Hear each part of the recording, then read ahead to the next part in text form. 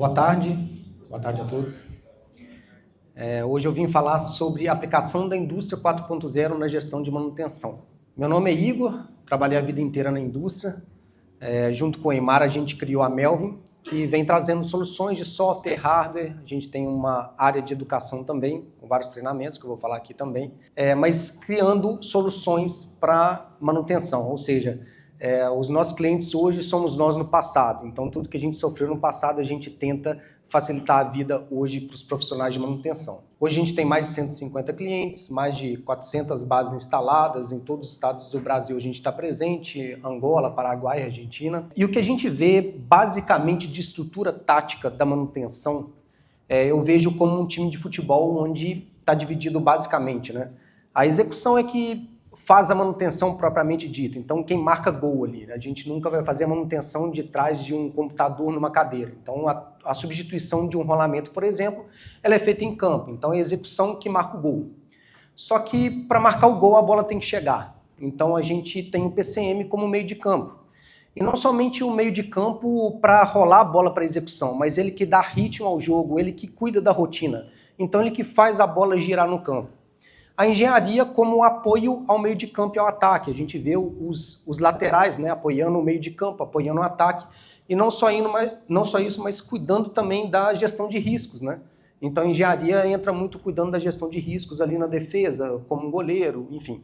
E ainda o TPM aqui representado pela torcida no sentido de ser o elo entre, né, imaginar o setor de manutenção com todas as interfaces com todos os setores, né, representado por cada um dos pilares, sem cada um dos setores da planta não precisaria existir a manutenção da mesma forma que sem a torcida não precisaria existir o time de futebol. Então eu vejo muito dessa forma e a gente ataca principalmente aqui o meio de campo. Então nossas soluções principalmente atacam o PCM.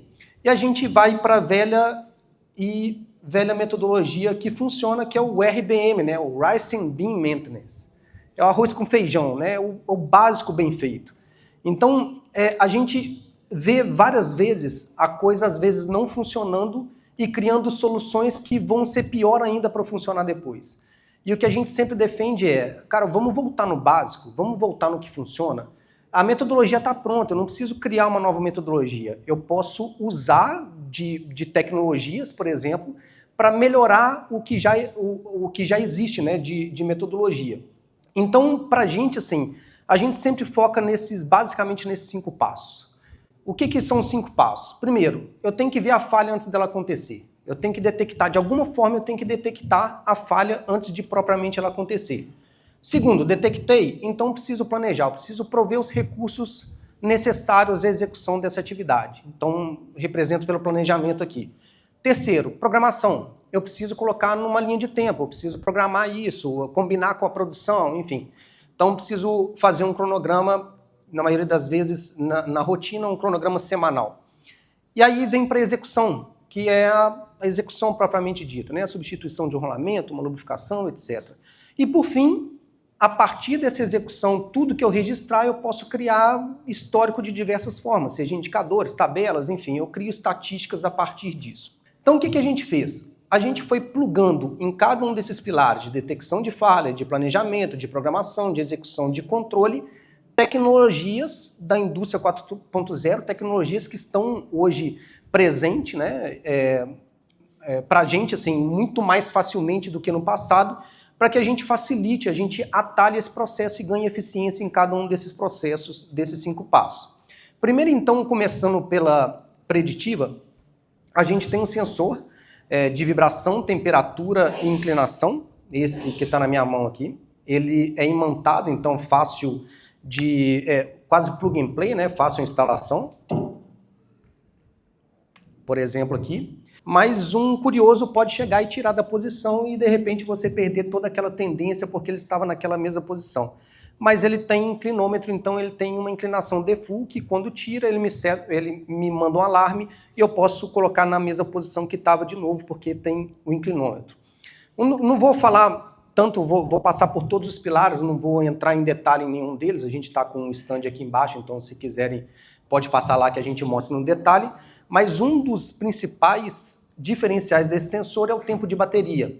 Eu, como gestor de manutenção, sempre vi que tem várias soluções hoje no mercado, soluções cada vez melhores, porém o tempo de bateria era uma coisa que me incomodava.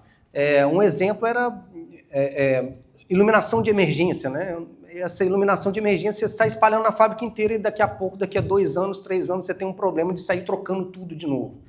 Então, onde tinha, por exemplo, possibilidade de eu interligar iluminação de emergência com um gerador, que quando caísse, entrava o gerador e eu iluminava, é melhor do que essa bateria que fica espalhada pela fábrica toda. Então, a gente trabalhou no que de fato consome bateria. E aí a gente consegue, com uma coleta por minuto, a gente consegue uma bateria de 10 anos. Daqui a 10 anos a gente está falando em trocar tecnologia, não sensor, né? Então, enfim, aqui a gente consegue fazer monitoramento de velocidade variável e a gente envia todas essas notificações ou por aplicativo ou por e-mail, de acordo com as configurações do sistema. Tá bom, o segundo passo é o aprovisionamento de recursos. Então, eu tenho que prover os recursos necessários à execução daquela atividade, seja materiais, serviços, etc. Para isso, a gente colocou todo o nosso sistema, além da gente ter um módulo, né, de materiais, de controle de estoque, de almoxerifado, tudo, a gente colocou todo o nosso sistema integrado com APIs abertas para qualquer tipo de integração, seja com SAP, seja com TOTS, etc. Então, a partir do momento que, por exemplo, uma empresa trabalha com SAP e quer fazer uma integração de alguma forma com o Melvin, a gente tem APIs quase plug and play, claro que nunca é plug and play, mas quase plug and play, com vários webhooks, várias APIs preparadas para receber a informação e processar ou enviar a informação para o software, né? Então, dando um exemplo, né, muito dos cases nossos de clientes tem uma integração na parte de materiais. Então, a empresa comprou material, recebe pelo SAP, por exemplo, dá entrada na nota fiscal pelo SAP. Então, ele atualiza o meu estoque no Melvin. Requisitei esse material no Melvin, ele atualiza de volta no SAP. Então, não precisa trabalhar com 2 sistemas em paralelo e tudo que é atualizado em um é atualizado automaticamente em outro. Então, isso facilita na gestão dos recursos necessários à manutenção. Terceiro passo é a programação. Então, desde a concepção do sistema, a gente sempre entendeu que a programação é um dos principais produtos do PCM para execução. Uma vez que eu detectei a falha antes, eu provi os recursos, e agora eu vou entregar um mapa completo para o supervisor de execução falar assim, vai, executa.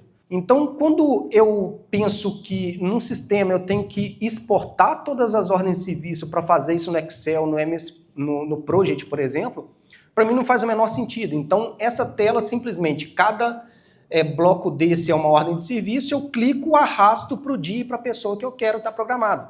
E a pessoa vai ver isso no celular dela, na tela de programação. E como isso é uma coisa que eu faço toda semana e repito toda semana, e eu, como já trabalhei com programação e a equipe inteira que está lá embaixo também já foi programador de manutenção, já fez isso por várias semanas, a gente sabe que também é um trabalho repetitivo.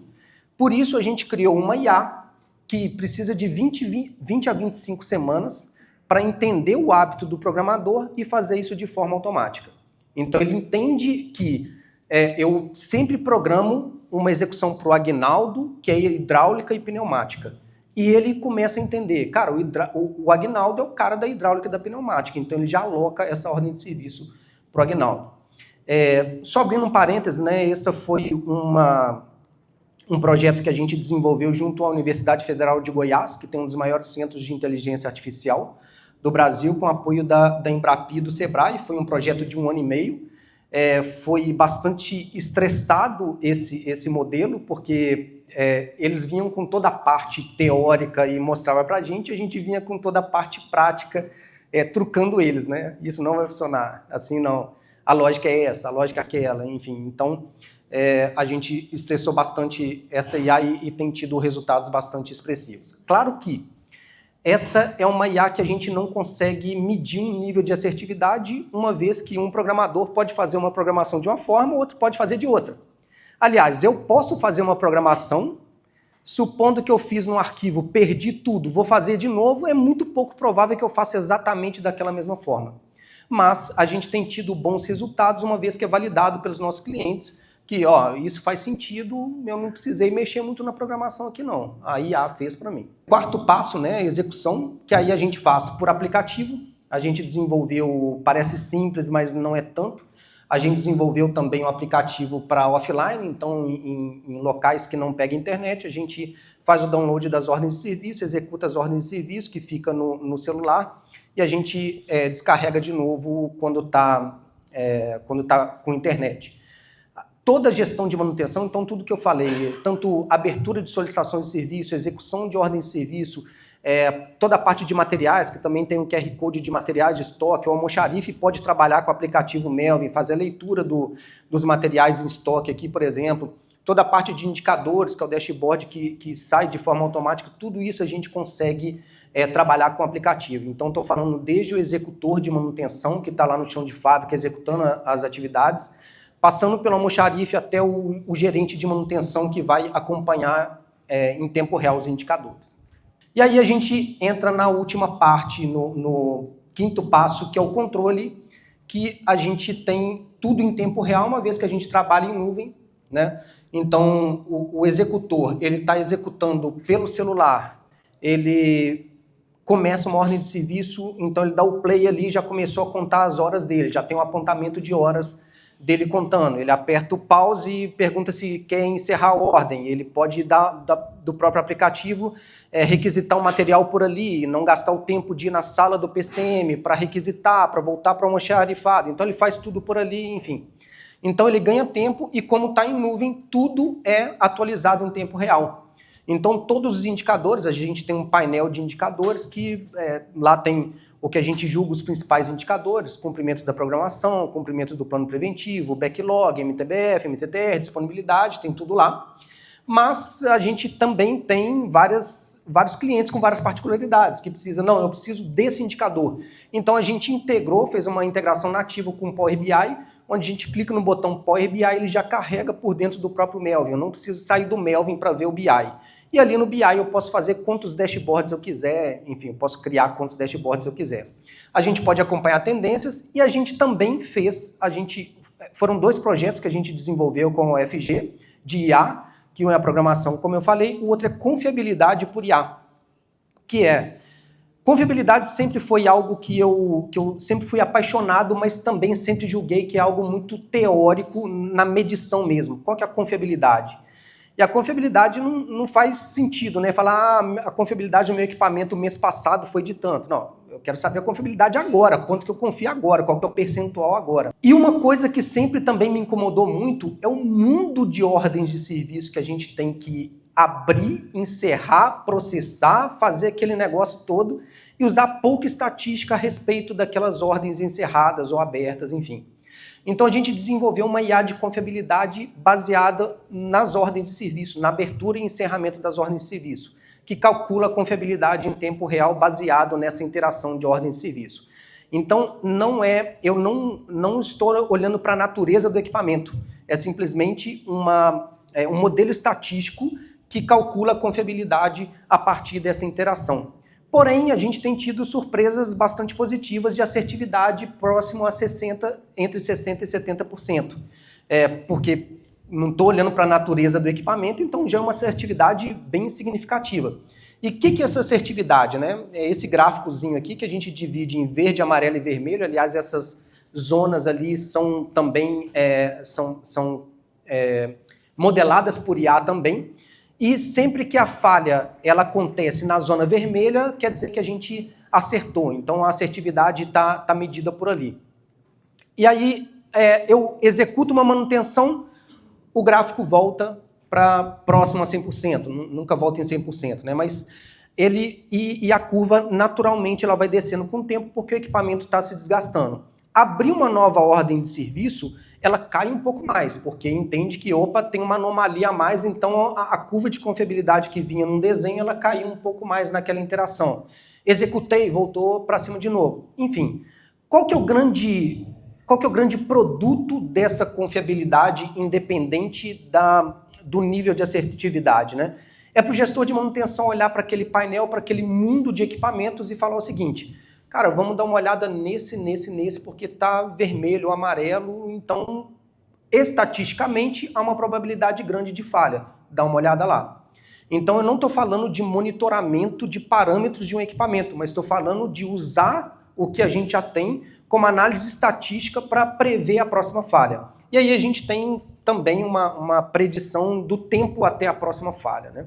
Então, fechando, né, os 5 pilares onde a gente vem integrando, então, nesse ciclo, né, de detecção de falha, planejamento, programação, execução e controle.